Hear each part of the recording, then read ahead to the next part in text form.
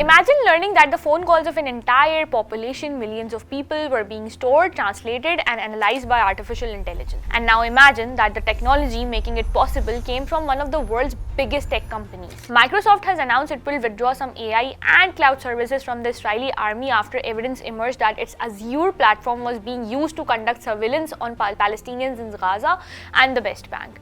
The company said that this breached its terms of service, which prohibit using its technology for mass civilian surveillance. The revelations came from a joint investigation by The Guardian, Plus 972 magazine, and Local Call. They showed how Israel's Elite Cyber Unit 8200, had used Microsoft's Azure system to build a tool capable of sweeping up and storing millions of phone calls. These were then run through AI to transcribe, translate, and analyze intelligence that, according to sources, fed directly into military target decisions.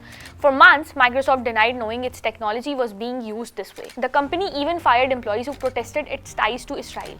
But following the investigative report, Microsoft commissioned an external review by Covington and Burling LLP, a Washington-based law firm and a technical consultancy. This review confirmed enough of the allegations for Microsoft to act. So Microsoft Vice Chairman Brad Smith wrote to employees, "We have informed Israel's Ministry of Defense of Microsoft's decision to seize and disable specific subscription and their services, including cloud storage and AI technology." Now, the details are vague about what was disabled.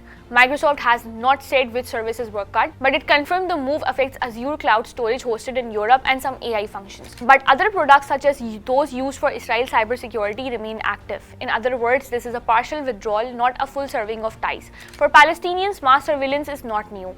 Systems like Red Wolf and Blue Wolf have already tracked their movements through facial recognition and vast databases. But Microsoft's AI cloud infrastructure supercharged these capabilities. Right groups say it entrenched what they call a system of apartheid. Israel officials have downplayed the impact, insisting the army's operation will continue unaffected. For Microsoft, the case underscores the power and peril of AI. For Palestinians, it's a rare admission of their surveillance reality. And for the world, it raises a larger question.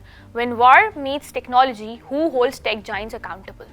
For more such explainers, subscribe to Dawn News English.